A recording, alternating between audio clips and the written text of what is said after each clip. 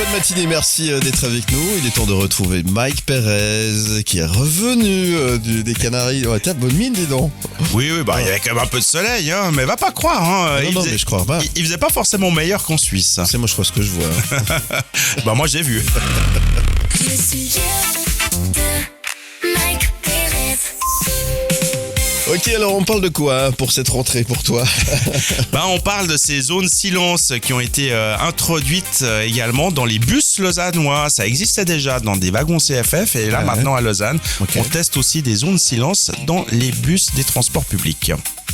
Alors justement, comment ça fonctionne? Alors en fait le principe il est simple, c'est que ça finit par énerver quand même ces gens qui écoutent leur smartphone avec leur haut-parleur sans leur casque ou autre, qui regardent des vidéos sur les réseaux sociaux ou même pire, qui sont en conversation téléphonique. Des fois t'en vois même qui sont en appel vidéo avec des gens. Donc c'est hallucinant. Et c'est vrai que c'est très énervant quand t'es à côté, ce bruit en fait, ce son propre au téléphone, un peu nasillard et tout, ça agace, ça énerve. Autant effectivement une conversation que tu as à côté de toi ne te dérange pas, même si des fois tu t'en passerais, autant effectivement ce son téléphonique il est énervant. C'est vrai, agaçant. C'est beaucoup mieux quand t'es au studio. et en fait et puis pire encore effectivement, c'est quand t'as des vidéos avec des gros bruits, des choses comme ça, puis en plus il y en a, ils mettent le son à fond. Puis il y en a qui sont gueule, enfin vrai peut-être. Ils se croient chez eux tout seuls. C'est hallucinant, quoi. Manque de discrétion. Donc ça énerve tout le monde, ça énerve les passagers, mais aussi, et ça c'est pas un aspect négligeable, ça peut finalement déconcentrer les conducteurs, les chauffeurs des bus. Tiens. Il y a eu c'est une sorte d'étude finalement qui a été menée auprès des chauffeurs, une petite enquête, on leur a demandé ce qu'ils en pensaient, et plusieurs ont dit oui, moi finalement ces bruits, ça te tire l'oreille, ça te déconcentre, c'est pas optimal. Et c'est la raison pour laquelle OTL, au transport public de la région lausannoise, on a décidé d'introduire des zones silence à l'avant des bus. Alors pas dans tous les véhicules pour l'instant, ce sont 200 véhicules environ qui sont concernés dans un premier temps. C'est une phase test, mais qui à mon avis va certainement se prolonger et surtout se propager à l'ensemble de la flotte de véhicules. Et ça veut dire qu'à l'avant du bus, si tu veux téléphoner, tu peux toujours, mais ça veut dire que tu téléphones en ayant ton téléphone collé à l'oreille ou alors via tes écouteurs. Si tu regardes les réseaux sociaux ou une vidéo, une série, n'importe quoi, tu le fais avec tes écouteurs et tu ne déranges pas effectivement tes voisins et encore moins le chauffeur. C'est introduit à Lausanne. Il y a eu une phase test aussi qui a été introduite il y a quelques années à Genève qui était concluante. Donc je pense que c'est quelque chose qu'on risque de voir se propager un peu partout dans les transports publics, quels qu'ils soient, parce que c'est quelque chose qui a aussi été testé et qui fonctionne bien depuis de nombreuses années dans les wagons CFF. Et puis au final, ça calme un peu tout le monde, parce que oui, c'est vrai, c'est énervant. C'est énervant. Celui d'à côté regarde ces vidéos où, je te le dis, pire encore, est en appel vidéo avec quelqu'un. Non mais il y a des fois des trucs, franchement, il faudrait presque enregistrer parce que c'est tellement hallucinant quand même. C'est marrant ce manque de discrétion qu'on a aujourd'hui. Et le problème, c'est que quand tu es en appel vidéo, t'as aussi tendance du coup à parler plus fort. Ouais, c'est ça. Donc forcément, t'attires l'attention de tout le monde. Et moi, je dis toujours, si tout le monde faisait ça, t'imagines, si tout le monde faisait ça dans un bus, mais on s'en sortirait plus, quoi. Donc, parce que des fois, les gens, s'il y en a qui font une remarque ou comme ça, ils te regardent un peu bizarrement. Je dérange pas, je suis au téléphone et tout. Justement, tu déranges. donc, tu vas boucler ce téléphone. Moi, j'ai un bon truc pour vous. Je vous propose d'écouter votre radio préférée, c'est-à-dire nous. Voilà. En podcast ou en direct. Avec des écouteurs. Voilà, avec des écouteurs. Et puis comme ça, vous n'avez pas de soucis. Et on dérange personne. Vous apprenez plein de trucs sympas. Merci Mike. On revient tout à l'heure. On parle de quoi tout à l'heure? Alors tout à l'heure, on parle des hôtels capsules. C'est ce concept venu d'Asie. Il y a le premier qui a ouvert en Suisse romande. Bienvenue sur la première matinale multidiffusée de Suisse romande. Le Morad Show, les meilleurs moments.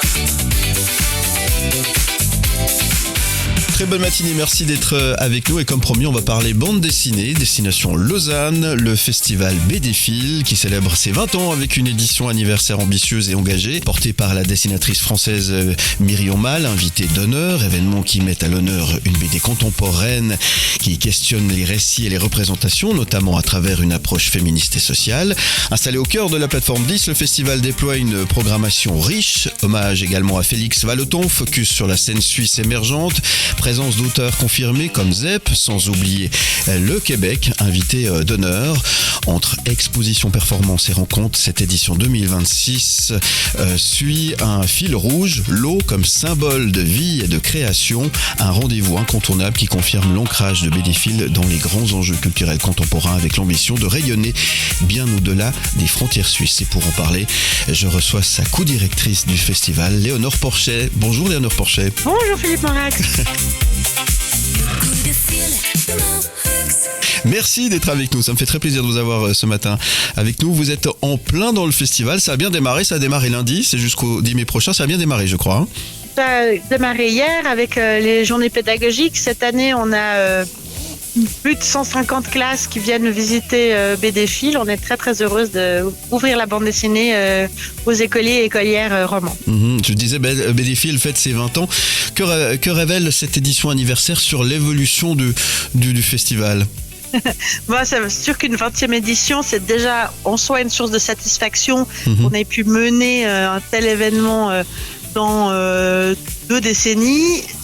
BDfil est devenu le plus grand festival de bande dessinée de Suisse. Oui. C'est aussi le point de rencontre de toute la scène de la bande dessinée en Suisse, c'est qu'il y a vraiment besoin de pouvoir se réunir et discuter, puisque c'est un domaine culturel qui est vraiment sous pression, qui produit des choses magnifiques qu'on est très heureuse de montrer au festival, mais qui est sous pression. Pourquoi avoir choisi Myrion Mal comme invitée d'honneur cette année ? Parce que Myrion Mal, elle représente vraiment cette bande dessinée qui est tellement capable de nous transmettre énormément d'émotions tout en nous faisant rire, tout en parlant à notre intimité et en racontant ou en explorant des grandes réalités sociales communes.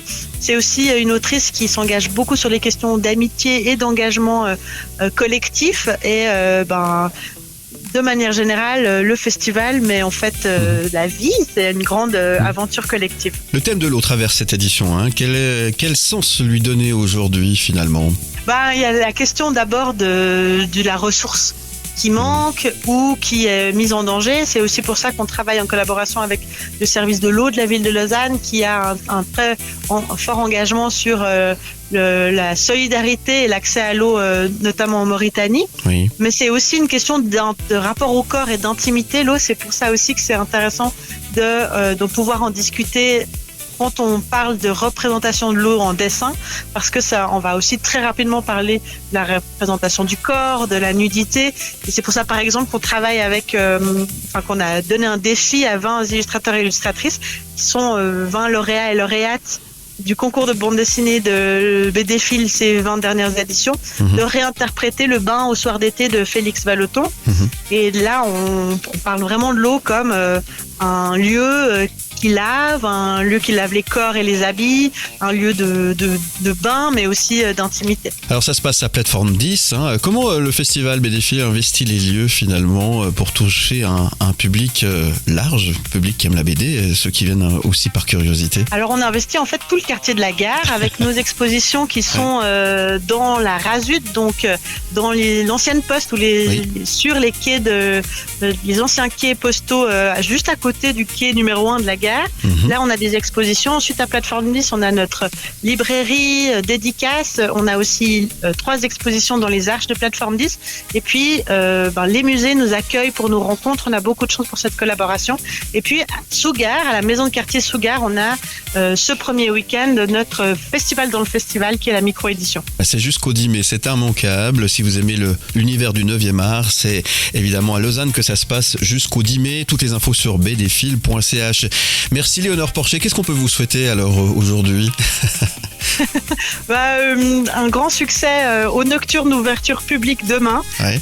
C'est l'occasion unique de découvrir les expositions dès 20h dans la nuit, éclairées à côté de la gare. Donc ça vaut vraiment la peine. Donc voilà, j'espère retrouver toutes vos auditrices et tous vos auditeurs. Et c'est noté. Merci beaucoup en tous les cas. On vous souhaite un bon festival, une belle journée et je vous dis à très bientôt. À très bientôt. Merci beaucoup pour l'invitation. Bienvenue sur la première matinale multidiffusée de Suisse romande.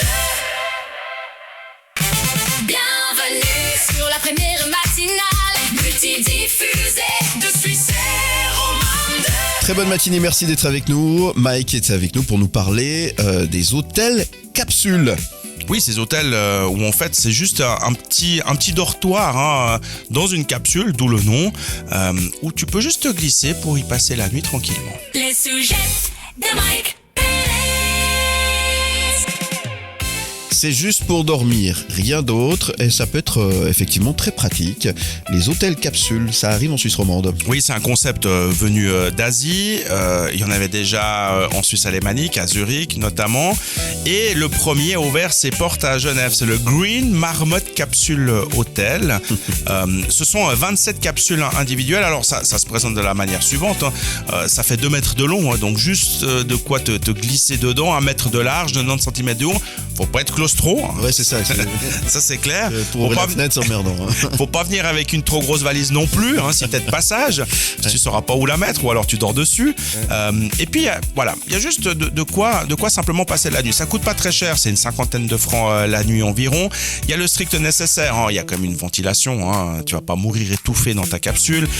Il y a des prises électriques, il y a une petite lumière, il y a évidemment un matelas, des draps, il y a tout ce qu'il faut.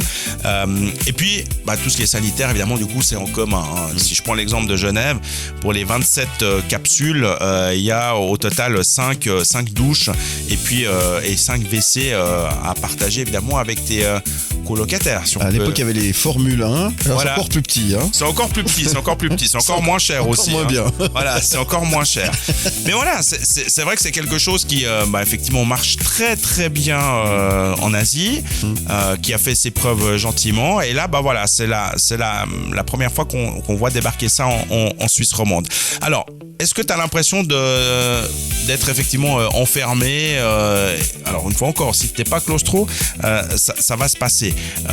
Ceci dit, ceux qui ont testé disent que finalement, tu as plus d'appréhension au moment d'y aller. Puis finalement, une fois que tu es dedans, ça se passe bien. Ça se passe bien. Okay. Vraiment, les témoignages sont plutôt positifs dans le sens où tu vas là pour juste passer une nuit pour dépanner parce que tu es de passage, tu es en transit ou que, je sais pas moi, tu as une soirée à Genève puis tu as décidé de rester sur place parce que tu voulais pas rentrer. On a trouvé le moyen d'utiliser ces abris PC, ça va rien. Disons que tu vas pas faire ça pour y passer une semaine de vacances. Non, on est bien d'accord. Donc en fait, c'est vraiment pour dépanner, c'est vraiment pour une nuit et pas plus. Ouais. Et donc voilà, ça fonctionne plutôt pas mal. L'accueil est extrêmement positif. Je sais pas si ça va débarquer un jour ailleurs en Suisse romande, à Lausanne ou dans d'autres grandes villes. Mais pour l'instant, en tout cas, les premiers retours de cet hôtel capsule à Genève sont plutôt bons. Donc ça marche plutôt bien. Aussi parce que justement le prix est extrêmement accessible, que ce soit pour des jeunes, des backpackers qui sont, comme je le dis, de passage ou comme ça va très bien, c'est le bon compromis, pas trop cher, fonctionnel, propre, pratique et tout ce que tu veux. C'est pour dépanner quoi. Voilà, exactement. Ouais. Donc ça marche et peut-être qu'effectivement le succès en appellera d'autres. C'est où à Genève, t'as dit? C'est au Paquis en fait. Ah, c'est pas près de l'aéroport alors. Non. Alors c'est pas juste à côté de l'aéroport, mais voilà. Si t'es une fois encore, si t'es de passage, si tu te dis ok, aujourd'hui je passe ma journée à Genève parce que je visite ou je ne sais quoi, ça te permet effectivement quand même d'avoir un point de chute à un prix plus que raisonnable. Merci Mike Pérez. Je te souhaite un bon week-end. Toi aussi. Ouais, on se retrouve bien sûr la semaine prochaine pour de nouvelles aventures. Avec grand plaisir. Ciao. Écoutez le Morad Show partout en Suisse romande en DAB+. Le Morad Show, les meilleurs moments. Très bonne matinée, merci d'être avec nous. Il est l'heure de retrouver Vanny. Bonjour Vanny. Bonjour Philippe, bonjour à tous. Comment ça va aujourd'hui ? Ça va très bien, merci. Vanny, elle va bien sûr nous parler de vin dans quelques secondes. La chronique de Vanny. La chronique de Vanny. On parle de vin, oui, mais on parle de quoi précisément, Vanny, aujourd'hui ? Une bonne nouvelle Philippe, dans le monde du vin, ça fait du bien, non ? Ah bah oui, on aime les bonnes nouvelles. Et une vraie bonne nouvelle. Ah encore mieux alors. Je vais commencer un peu de façon négative, mais bon, Aïe. il faut que je situe les choses. Selon un article de la RTS, on le sait, on en a déjà entendu beaucoup parler, les Suisses boivent moins de vin, Oui. certes, mais la consommation globale continue donc de baisser, environ de 3,3% l'an dernier. Mais la bonne nouvelle, c'est que les Suisses boivent plus de vin suisse. Ah, Plus 2,3% pour le vin helvétique. Donc c'est une super nouvelle. bah oui. Une part de marché qui remonte donc à 37,5% en Suisse pour le vin, pour la consommation. Autrement dit, on boit moins, mais mieux. Et ça, c'est une très bonne nouvelle. Surtout, on boit local. Dans le même temps, les vins étrangers reculent fortement, jusqu'à moins 6,4%. Alors, qu'est-ce que ça veut dire ? Une prise de Peut-être- conscience ? Exactement. Peut-être Ouais. que nos messages commencent à passer. Va savoir. Je t'avais dit qu'on était écoutés quand même. Voilà, je le savais, bravo. Ça veut dire que aussi doucement, quelque chose est en train de changer. Le consommateur suisse devient plus attentif, plus curieux, plus engagé aussi. Il a compris qu'il devait sauver et soutenir les vignerons suisses. Alors il ne cherche plus forcément à consommer plus, mais à consommer avec du sens. Et ça, c'est une vraie opportunité pour les vignerons parce que le vin suisse a toute une diversité incroyable de cépages uniques. On en a parlé plein de fois. Des terroirs spectaculaires, pardon. Et il manquait peut-être une chose aussi, c'est le fait que ce soit choisi consciemment par le consommateur. Et ça a l'air de devenir le cas. Donc ce serait peut-être un vrai tournant pour l'histoire du vin suisse qu'on est en train de vivre. Le vin est en train de passer d'un vin d'habitude à un vin par conviction. Donc c'est une très très jolie nouvelle. Bon, on va pas non plus s'emballer, le marché reste fragile, les volumes baissent, mais cette progression de vin suisse dans un marché en recul, c'est un signal fort, c'est un signal très fort, et ça signale que la qualité, l'identité et le local peuvent encore faire la différence. Donc voilà, une bonne nouvelle pour aujourd'hui. Enfin, une bonne nouvelle pour nos amis vignerons qu'on salue bien sûr au passage. Merci pour cette bonne nouvelle. J'espère que vous en avez d'autres durant cette semaine à nous annoncer des bonnes Écoute, nouvelles. on va tout faire pour. Bienvenue sur la première matinale, multidiffusée de Suisse romande. Destination Fribourg avec Monsieur Guaimio. Bonjour Knut Schwander. Bonjour. Les coups de cœur, gastronomie. Les coups de cœur, les coups de cœur. Et nous visitons Fribourg avec... On continue de visiter Fribourg avec vous Knut. Exactement. Et puis on reste dans la vieille ville, on reste dans un endroit qui est très beau. Encore un. Ça s'appelle l'Aigle Noir. Et puis cet Aigle Noir a la particularité de survoler la basse ville de Fribourg. Donc on est en haut. Il y a une terrasse, il y a une véranda vitrée qui est très belle. Il y a une vue incroyable sur non seulement la basse ville, mais tout l'entourage de Fribourg qui est assez remarquable puisque on découvre sur les collines boisées ces anciennes forteresses qui font de Fribourg une ville historique qui vaut la peine d'être visitée d'ailleurs. On peut y aller pas seulement pour manger, mais enfin si on va manger, on peut manger par exemple à l'Aigle Noir où Jean-Marc Rohrbach est un chef plein de talent. Il avait eu autrefois 15 sur 20 au Gomio, puis le restaurant avait fermé, il avait été transformé, il a été repris aussi par une fondation, la fondation Saint-Louis, qui vise à réinsérer des travailleurs dans le monde du travail, justement. Du travail, Enfin, je crois que tout le monde aura compris de quoi il s'agit. Oui. Et puis, donc, dans les salles historiques de l'Aigle Noir, qui sont vraiment des salles pleines de charme, il y a aussi c'est idéal si on veut organiser un mariage ou un anniversaire, parce qu'il y a plein de salons avec des boiseries, avec des belles vieilles fenêtres qui donnent justement sur cette vue aussi remarquable. Et puis, bien sûr, la grande salle du restaurant avec sa sa véranda. Eh bien, Jean-Marc Rohrbach, il fait une cuisine qui est tout à fait remarquable, qu'il ne faut en tout cas pas se priver d'aller goûter. Et puis, je trouve qu'il y a quelque chose de fantastique aussi de manger dans puisque un restaurant, disons, et une table, c'est un lieu de partage. Oui. Bien là, on partage quelque chose avec un personnel qui est en réinsertion, qui n'est peut-être pas toujours parfait d'un point de vue technique, mais qui est extrêmement avenant, qui est extrêmement motivé et qu'il faut soutenir. Donc, je trouve que c'est un très très beau projet que Jean-Marc Rohrbach soutient lui aussi avec son talent, le talent qu'on lui connaît depuis des années. Donc c'est l'Aigle Noir en plein centre de Fribourg. Voilà, pensez à la chanson de Barbara si jamais, comme ça vous savez un mémo technique. Absolument, oui, tout à fait, exactement, oui, tout à fait. Et effectivement, c'est une démarche plutôt intéressante et plutôt sympathique et à saluer, évidemment. Merci pour ce dernier rendez-vous de la semaine. On reste à Fribourg la semaine prochaine, Knut. Alors, on peut rester à Fribourg parce que on est loin d'avoir tout exploré. Et puis, dans tous les registres, je veux dire, ça va des burgers jusqu'aux toutes grandes tables. Oui. Fribourg est une vraie petite capitale gastronomique. Donc, mais oui, restons à Fribourg. Bonne idée. Alors la suite, c'est la semaine prochaine. Soyez là dès lundi au rendez-vous avec Knut Schwander. Merci Knut, je vous souhaite un bon week-end. Volontiers, bon week-end à vous aussi. Au revoir. Au revoir. Bien